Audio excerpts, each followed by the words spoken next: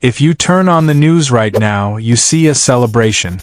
The stock market is breaking all-time highs, indices are green, and economists are high-fiving each other saying the economy is resilient.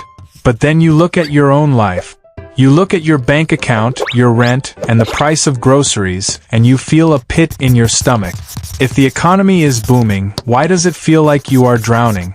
Why does your salary buy significantly less today than it did 5 years ago, while the ultra-wealthy seem to be playing a completely different game?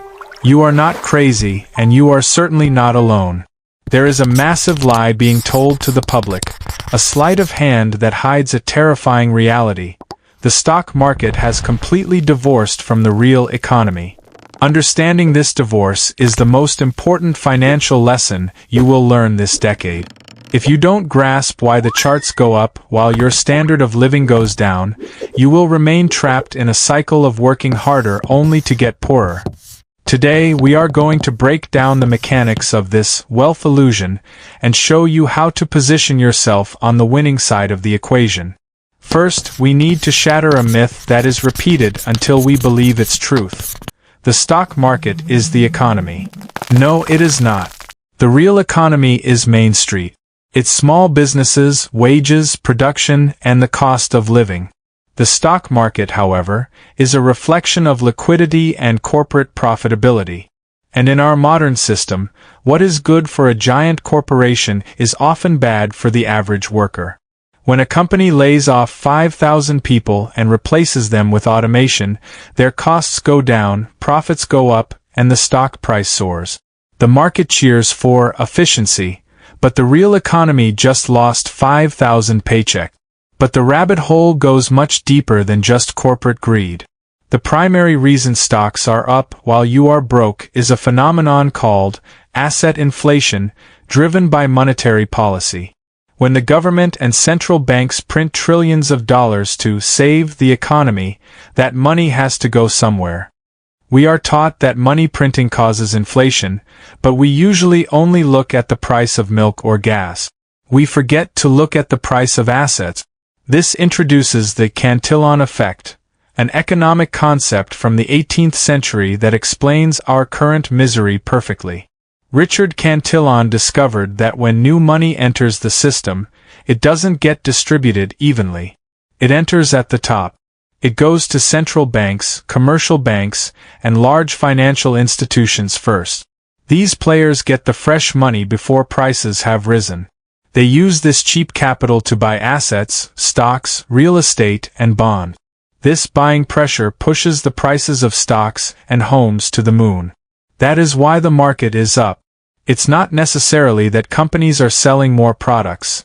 It's that the currency used to buy their shares is being devalued, and there is too much cash chasing too few stocks. It is an illusion of growth fueled by devaluation. By the time this new money trickles down to you, through wages or government handouts, it has already circulated through the system. The prices of everything have already adjusted upwards. You get the leftover money, but you pay the full price of the inflation caused by the printing press. The rich get richer because they own the assets that are inflating. The poor and middle class get poorer because they own the currency that is devaluing. This creates a K-shaped reality. The top of the K goes up. Investors, asset owners, and corporations ride the elevator of inflation. The bottom of the K goes down. Wage earners and savers take the stairs, and the stairs are crumbling. If your primary source of wealth is your time, your 9-to-5 job, you are fighting a losing battle against a system designed to dilute the value of your labor.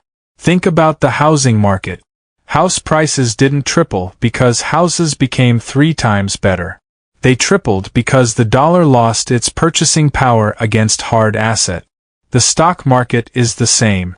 It is a hedge against the destruction of money. So when you see the S&P 500 hitting a new record, don't read it as the economy is great. Read it as the dollar is getting weaker. This brings us to the psychological trap. The system keeps you focused on the wrong metric. They tell you unemployment is low and GDP is up, so you should be happy. But low unemployment often just means people are working 2 or 3 low-paying jobs just to survive. That isn't prosperity, that is serfdom. And GDP growth fueled by government spending isn't wealth creation, it's just debt that you and your children will have to pay back. You feel broke because your personal inflation rate is much higher than the official numbers. The things you actually need to survive and progress, housing, healthcare, quality food, and education, are skyrocketing in price. Meanwhile, the things that are getting cheaper are distractions. TVs, digital subscriptions, and cheap plastic goods. You can afford a bigger TV to watch the news tell you how great the economy is, but you can't afford the house to put the TV in. So, is there a way out? Or are we doomed to run on this hamster wheel forever? The answer is yes, there is a way out, but it requires a radical shift in mindset. You cannot save your way to wealth in a system that punishes savers. If you keep your money in a savings account, you are practically donating your labor to the government via inflation. You must transition from a labor mindset to a capitalist mindset. This doesn't mean you need to be a billionaire and wear a top hat. It means you need to stop working for money and start acquiring assets. The only defense against the Cantillon effect is to be on the receiving end of it.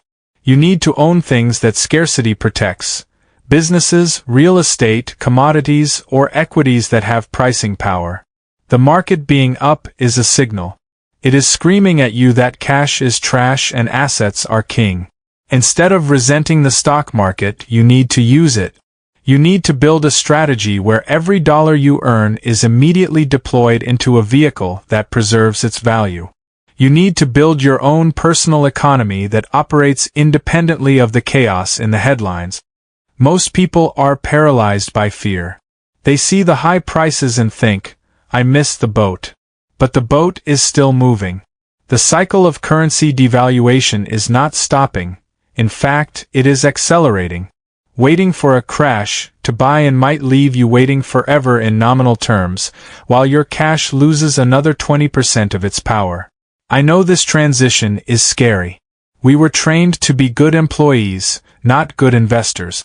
We were taught how to work for money, not how money works. That is why I created a specific, step-by-step guide on our website. It is designed to bridge the gap between where you are now, feeling broke despite working hard, and where you need to be, an owner of asset. In this guide, we dive deep into the specific asset classes that act as a shield against inflation. We look at how to structure your cash flow so you can invest consistently, regardless of how much you make. This isn't a get-rich-quick scheme. It's a stop-getting-poor-slowly plan.